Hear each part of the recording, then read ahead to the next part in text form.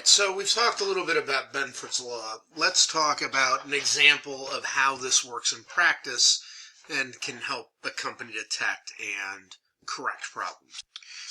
So let's look at a company and actually I don't know what the company is, but it was a real company that had several hundred customer service representatives at the call center, and they were all authorized to issue refunds of up to $50 to a customer without any additional approval.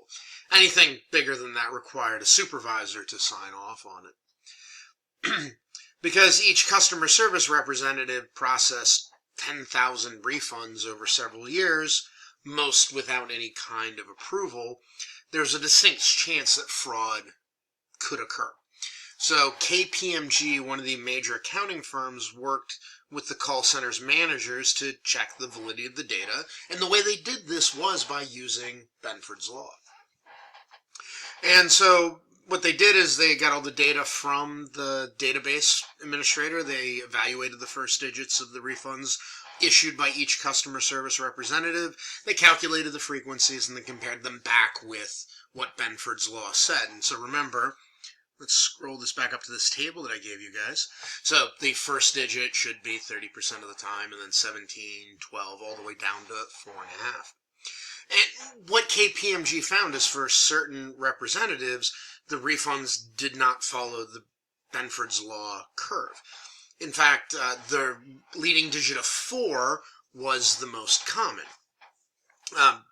which led KPMG to believe that there was somebody out there that was issuing refunds of $40 more than everything else, and considering that they had a $50 threshold, I mean, that would make sense.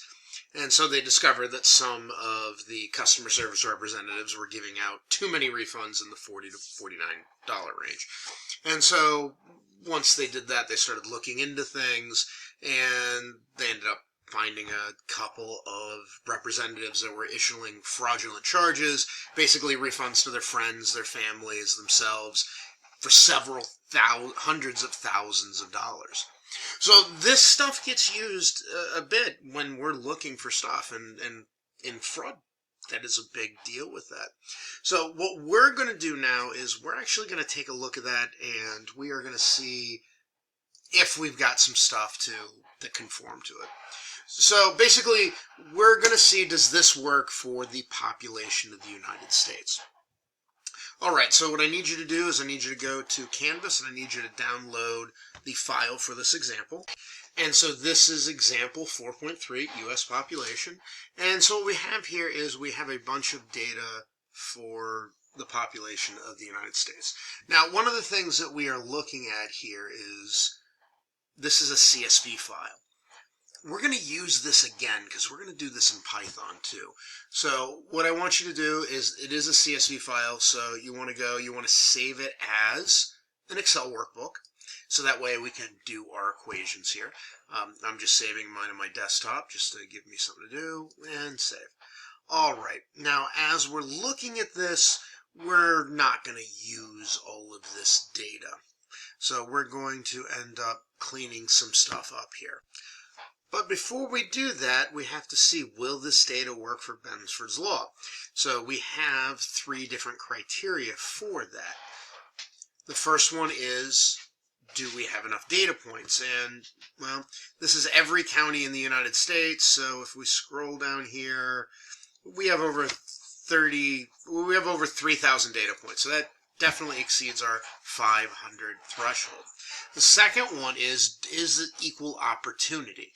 Is there a chance that 1, 2, 3, all the way up to 9 will work? And so that should be fine because it's just population data.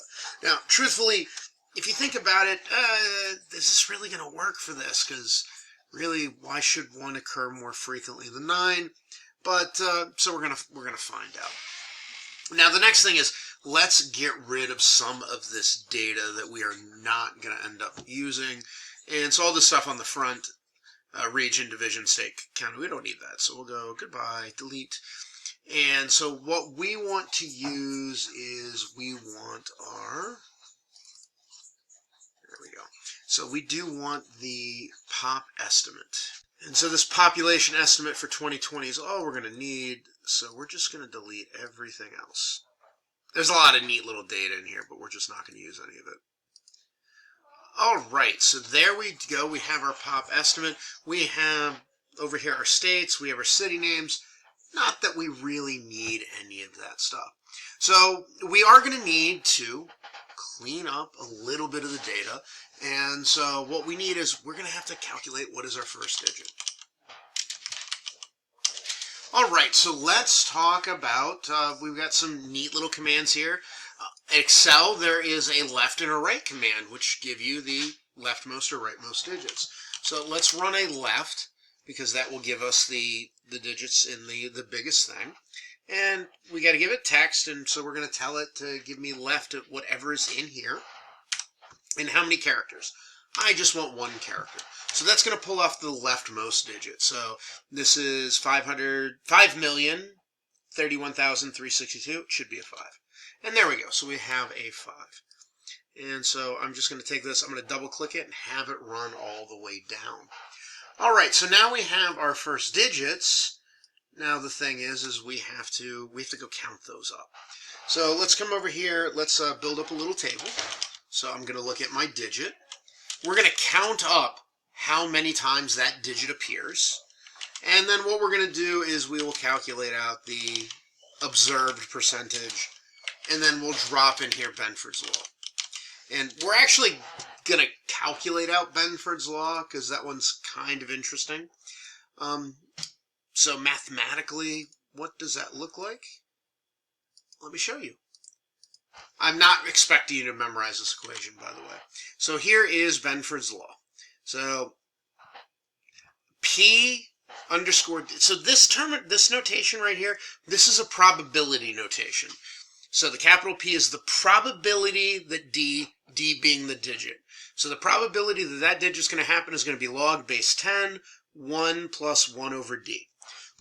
So if we were doing the probability that 1 would happen, it'd be log 10, 1 plus 1 over 1. And then 1 over 2, 1 over 3, all the way to 9. I'm not expecting you to memorize this, but we're gonna code this in. So let me clear that off.